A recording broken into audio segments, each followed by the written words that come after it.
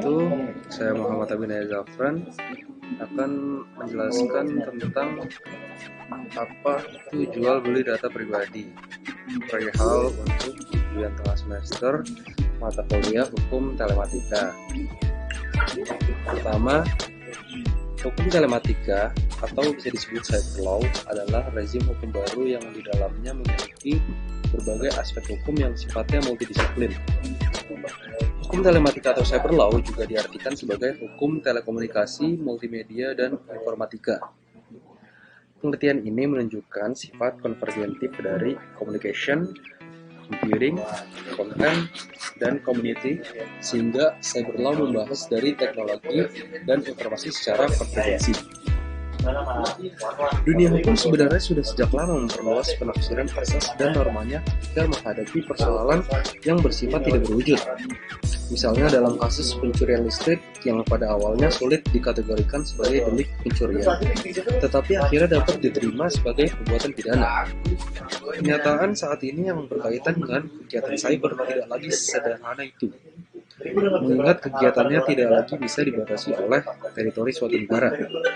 Aksesnya dengan mudah dapat dilakukan dari belahan dunia manapun.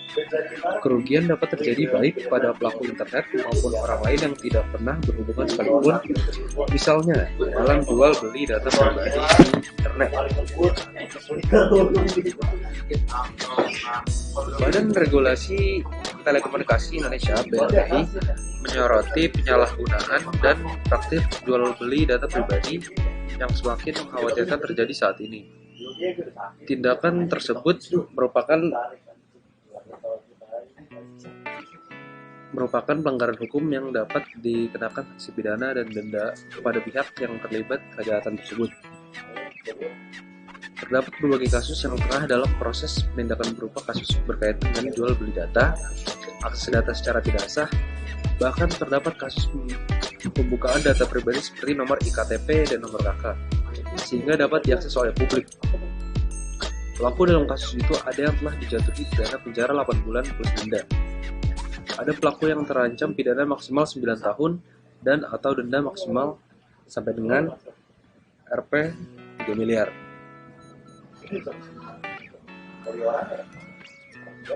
Dasar hukum, berbagai aturan perlindungan terhadap data pribadi secara umum sudah diatur oleh peraturan perundang-undangan yang ada, sebagai bahan termaktub dalam Undang-Undang Dasar 1945, Undang-Undang Nomor 39 Tahun 1999 tentang Hak Asasi Manusia, serta Undang-Undang Nomor 23 Tahun 2006 tentang Administrasi Kependudukan, sebagaimana telah diubah dengan Undang-Undang Nomor 24 Tahun 2013.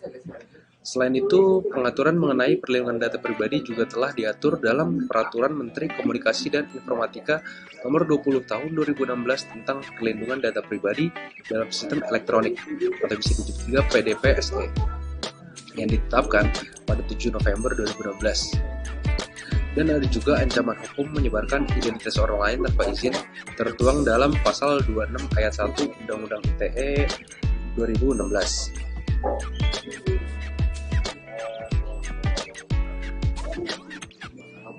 Ada pembahasan.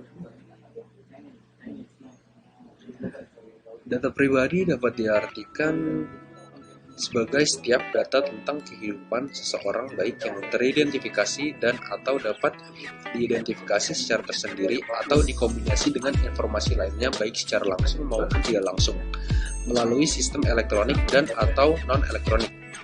Ada sejumlah ketentuan perundang-undangan yang mengatur mengenai perlindungan data pribadi. Setiap orang tentunya memiliki hak untuk melindungi data-data pribadinya. Oleh karena itu, jika ada penjualan data orang lain secara sembarangan, maka itu bisa menjadi salah satu tindakan pidana yang menyebabkan masuknya ke penjara. Dalam Undang-Undang Nomor 24 Tahun 2013 mengenai Administrasi Kependudukan, informasi kependudukan yang boleh diberikan oleh instansi negara tertentu. Oleh karena itu, ketika Anda memberikan data pribadi orang lain seperti alamat tanpa izin, ini merupakan salah satu tindakan melanggar hukum. Aturan hukum menyebarkan identitas orang lain tertuang dalam Undang-Undang Administrasi Kependudukan dan juga Undang-Undang ITE. Jika berdasarkan Undang-Undang Administrasi Kependudukan, seseorang bisa dikenakan hukuman maksimal 2 tahun 8 bulan penjara jika menyebarkan data pribadi tanpa izin.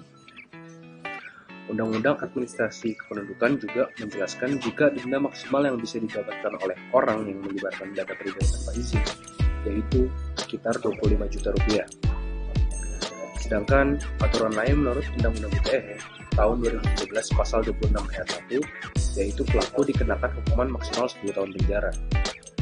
Dalam Undang-Undang ITE tahun 2013 pasal 26 ayat 1 menyebutkan jika data pribadi seseorang tidak bisa dipindah tangankan cara atau disebar tanpa izin. Yang berarti penjualan data pribadi itu juga sangat tidak bisa. Jika ada seseorang yang merasa dirugikan akibat data pribadi disebarkan, maka bisa melakukan gugatan ke pengadilan. Dan ada juga ketentuan-ketentuan yang mengatur tentang itu. Ketentuan tersebut terdapat dalam RUU Perlindungan Data Pribadi atau bisa disebut PDP yang sedang dibahas pemerintah dengan DPR.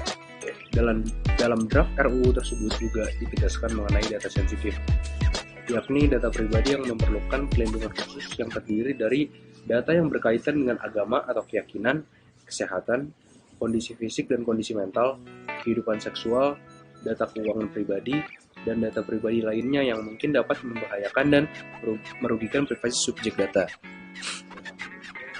Pengesahan UU PDP nantinya akan memberikan perlindungan yang lebih baik terhadap data pribadi serta mencegah terjadinya penyalahgunaan.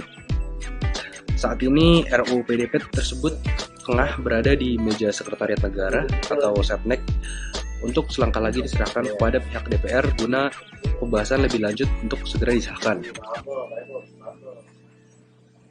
Mekanisme penyelesaian. Menindaklanjuti adanya kasus jual beli data, menurut Ismail, BRTI dan Kementerian Kominfo akan meminta kepada penyedia platform e-commerce maupun media sosial untuk menurunkan promosi, iklan atau gerai yang melakukan jual beli data pribadi melalui saluran yang dimiliki. Selain itu, Ismail menjelaskan pihaknya telah mengambil langkah-langkah strategis seperti pengetatan registrasi kartu SIM prabayar agar dapat diketahui siapa yang bertanggung jawab terhadap tiap-tiap nomor telepon. Kemudian, pihaknya juga membuka saluran pengaduan publik melalui media sosial dan telepon untuk mengadukan kasus penipuan atau pelanggaran lainnya melalui saluran ini. Apabila terbukti melakukan pelanggaran, nomor telepon yang diadukan dapat diblokir.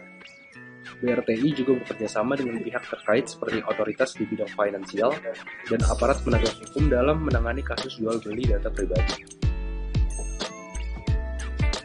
Kesimpulan.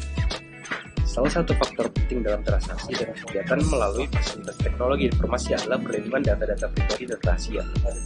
Data-data pribadi meliputi data-data menyangkut hal-hal yang sangat private seperti data rekam medis, data keluarga, serta informasi yang sifatnya sangat pribadi lainnya seperti nama gadis, ibu kandung, data transaksi, dan pembayaran kartu kredit, dan lain-lain yang berpotensi digunakan oleh orang lain untuk tindakan kejahatan dan mencari keuntungan secara ilegal. Maka dari itu, penjualan data pribadi adalah sesuatu yang ilegal dan bisa dikenakan hukum yang berlaku atau yang sah. Sekian dari saya. Mohon maaf bila ada kesalahan. Assalamualaikum warahmatullahi wabarakatuh.